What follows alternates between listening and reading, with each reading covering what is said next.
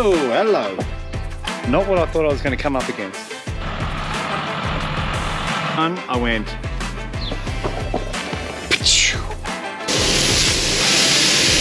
Electrician in to come have a look at that because yeah, I'm not touching that. Gonna say it again. Best paddock I'll ever grow. Can't be that bad, can it? Good morning. Well, as you can see by the thumbnail or the title, I'm not quite sure yet what it'll be, but you'll know what's about to happen. A lot of pain, suffering, anger, all the emotions that you could ever think of to do with irrigation. It is the 22nd of November. It is probably a little bit later than quite a few seasons now that we've started, which is great. Like, it's great to have a break. Just the trouble that I've got with the whole situation is that once we start, we generally don't stop, and we won't stop till March, April at best. Years gone by, May, sometimes into June. So there's sort of 5 to 6 months of this sort of process that I'm not gonna lie, I don't love. And I reckon you're sort of picking up on that. So what we're going to do is we've got to go around and pretty much just grease everything and anything that we can see that resembles requiring grease. And we'll do that through nipples and chains. That's clearly not fixed yet. I was supposed to fix that. Bugger. I was more or less just giving it a bit of a spruce up. Then we'll run it out. Maybe I should go down to the pump and just make sure I've pump water, which I'm pretty hopeful that'll be the case too. Being I found where some of the chickens, I reckon they're all rotten. Righto, I found another problem. The calves have chewed this cable. It's another little issue. That senses where it needs to be, the belt's there where it needs to be. In a nutshell, we need to fix the chain, the cabling, and I think that there's a flat tire over there. So there's 3 things for that. These are all jobs that you really should be doing during winter when it's quiet. Don't really remember it being quiet though. This one, Old Faithful. Oh, hello. It's a big spider.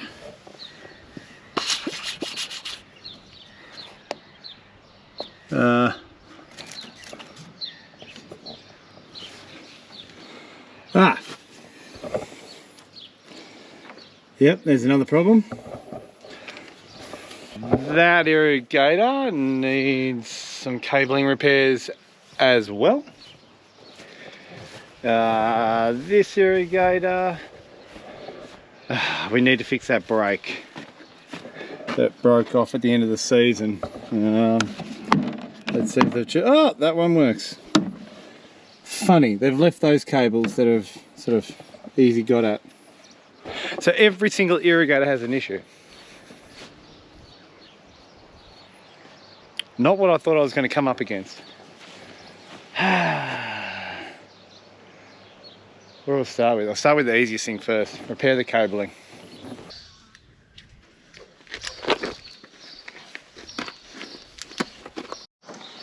Righto, we've slapped a few connections on. Please, yes! We're ready. Right, I think we've all greased up. We've greased these bearings along those shafts there, the slide along. A bit of grease down there. There were a grease nipple or 2 around this turntable. There was even 2 on the inside, one that side, one here.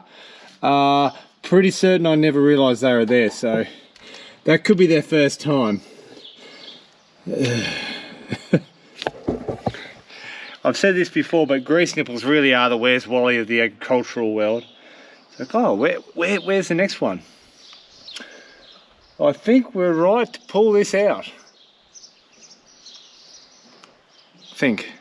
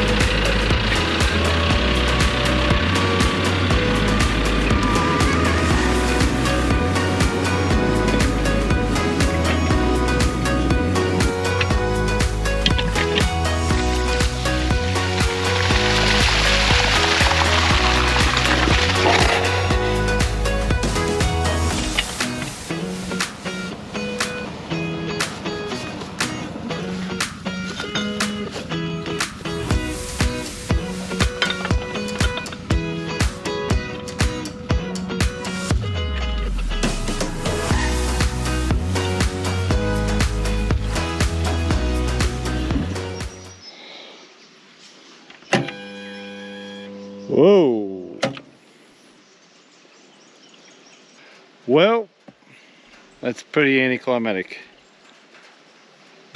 Pump won't start.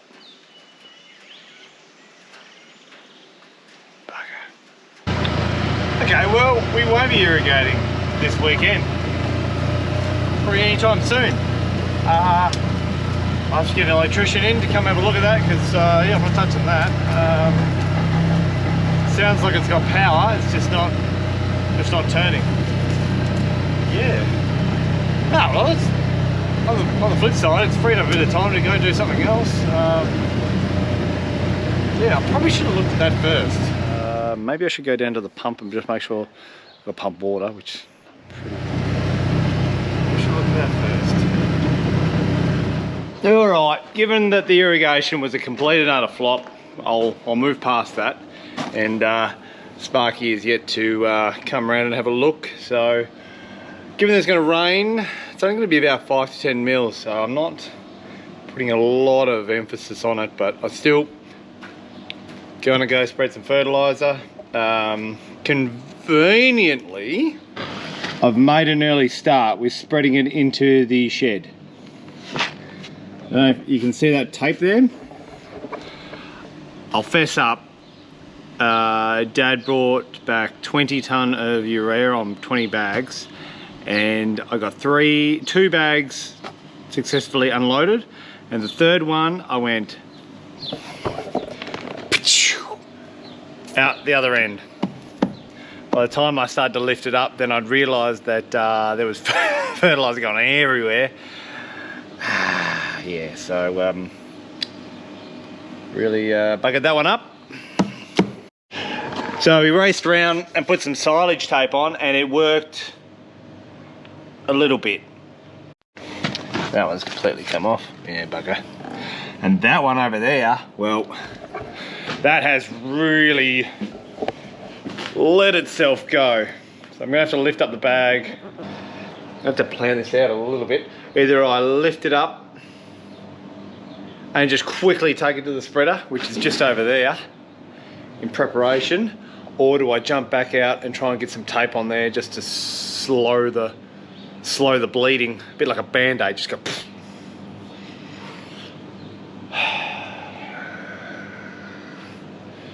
I don't know.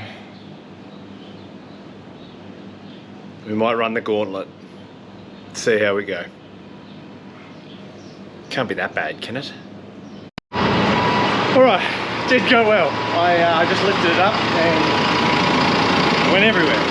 So I'm going to try packing it. Stop.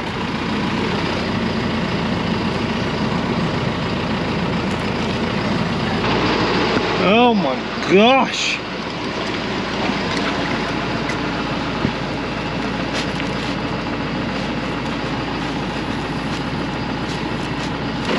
I think we've stemmed the bleeding. Now we'll try lifting it up and getting it to the spreader. Oh, I'm not sure. Urea at the moment is about $900 a tonne.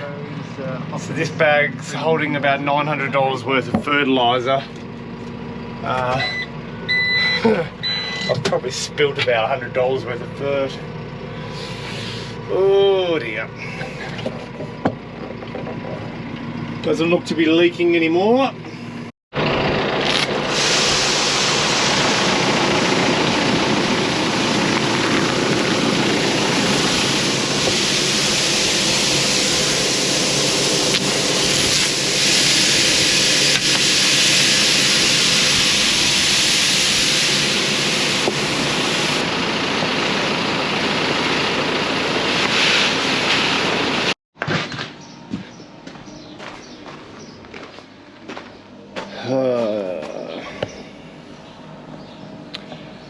It's a bit of a crime scene, that is. Oh. To get a shovel and bucket. I'll do that another time. Alrighty, we'll go spread some pasture paddocks first. Then might duck into the turnips and have a bit of an update to see where they're up to. So I think they're big enough now to have a bit of a hit of nitrogen. They're looking mint.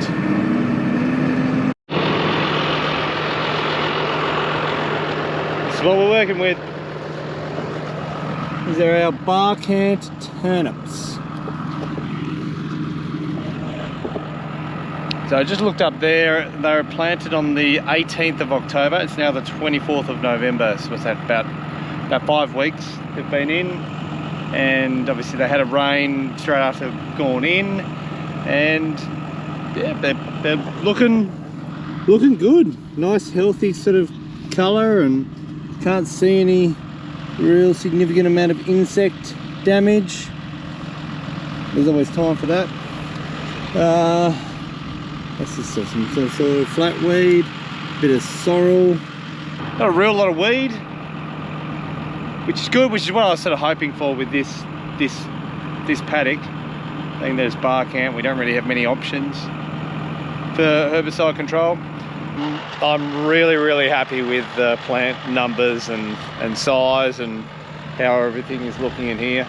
Give it another month and you won't be able to see at all, probably any dirt at all. And really we've got enough room for them to create quite a good sized bulb, which is yeah, really important for essentially our yield. Looks good. Should dig one up. So that's there what it looks like.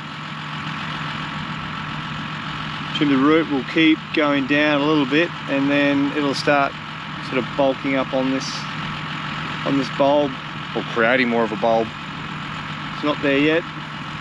What are we, 2, 4, 6, 8 leaf. At planting it at 1810 at 300 kilos, so it's had a fairly good jag of particularly P, phosphorus. Had a little bit of nitrogen. Obviously now it's been 5 weeks, it's probably waning a little bit in the nitrogen department, so we'll give it 100 kilos of urea, which is 46 units of nitrogen. We'll give it like that. I have to say, it looks even better from the tractor. So look down into the crop a lot more. Probably should have grabbed the drone, but anyway. We're here now, we're spreading. Looking good, good start. Here we are. Going to do the front paddock now. It's getting on a little bit with the night, but this might be the best crop of turnips I may ever grow. They look sensational.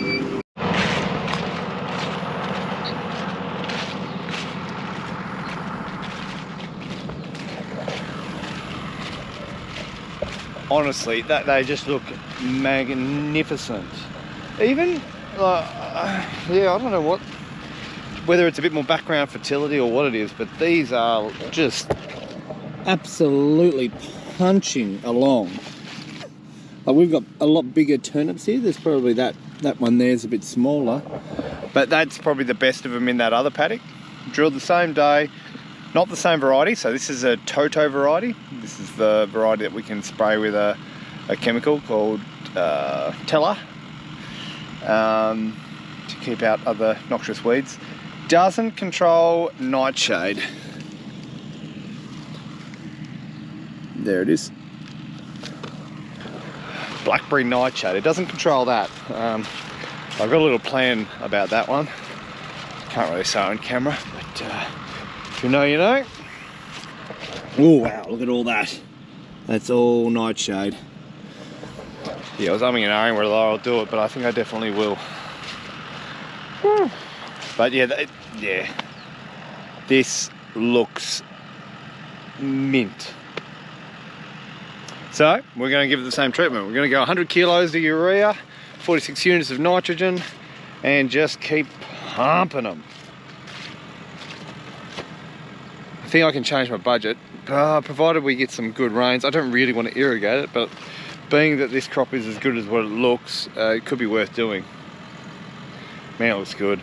I am, unfortunately, So I don't know if the camera's going to pick it up, but there's a little moth-like thing floating around. Actually a diamondback moth. And that's not what we want. So now the moth itself is not the issue, but the moth lays an egg, and then the egg hatches, and then we've got a little larvae, little caterpillar, and he'll do damage. It's similar to this. So we'll take that leaf off. Well, I can't see any eggs, can't see any movement, but quite often you can knock the plants around a little bit, and they've got some sort of like they'll almost fall from this, almost like a web, and you'll see them drop, and then they'll sort of try and maneuver off. But better keep an eye out for that. But how good, like really, really good. It's a shame it's a little over 2 hectares. I wish it was like 10. No, if it was that good, then I'd have too much. Can't feed the cows all this. Back 6 days later, after we spread the fertilizer, we've had about 16 mils of rain the day after we spread the fert. And this is what the turnips look like now, 6 days after that. Look how much they've grown. Gonna say it again, best paddock I'll ever grow. Man, do they look good. Look at these leaves, massive. So what are we now? We're 2, 4, 6. In the space of 6 days, I've put on two new leaves, but also those older leaves have got bigger. Unreal. Just incredible. Anyway, I just got to calm down about it a bit, but they look spectacular. Really, really excited about this crop. Really. I'll go down and feed the calves, and on the way we might check out the kale and the Italian ryegrass we drilled on the same day as this. See how they're looking. I'll stop saying it after this, but how good. Amazing. There's a few weeds. Forgot about that. Probably got to spray this for a herbicide. Probably now's a good time to have a look. So we've got thistles. More thistles. So it really looks like we're just dealing with radish thistles, some docks. We didn't plant any clover in it, so it makes it pretty simple. I'll just go MCPA, dicamba. Pretty standard label rates for this one, with a touch of hasten. I think that's what I'll do in the next few days. It's surprising how dry it is. Yeah. The emergence on this, probably not quite as good as what, obviously as exciting as the turnip, but overall not too bad.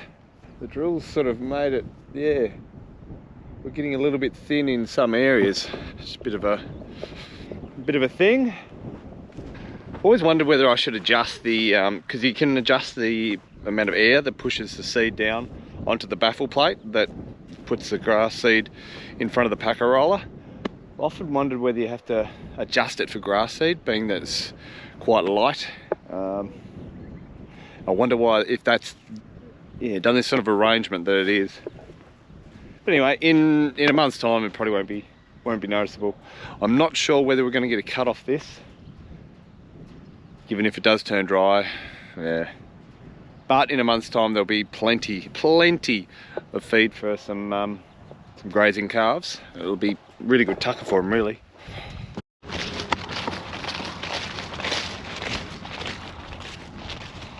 Alright, we're in the kale. Now this kale, like turnips is pretty slow to mature, but kale's probably even more so. We wouldn't be looking to graze this for at least another 5-6 months. So it could be pretty scary how big this gets. Like really good crops, there's no reason why it couldn't get 6 foot high. Yeah, so really happy with this establishment. Looks good. You can see how different these plant structures are. They're a lot more upright, just leafy, whereas the turnip is obviously reliant on growing more of a bulb. Again, this is another paddock that I'm really happy with, both the turnips and the kale. The grass is not quite as much, but these obviously have a fair bit more greater potential to do bigger yields and bigger things. How good, how good. What a start. So this paddock is completely dry land, so I expect during summer they'll get to a point and they'll probably just sit until autumn comes along, autumn rains, and they should get going again, but we'll wait and see. Might have called it early and it might rain all the way through summer and this crop will get 8 foot tall. We'll see. And on that, just celebrating good times around here, so we'll leave it on a high. Thanks guys for watching, and we'll see you again soon. See ya.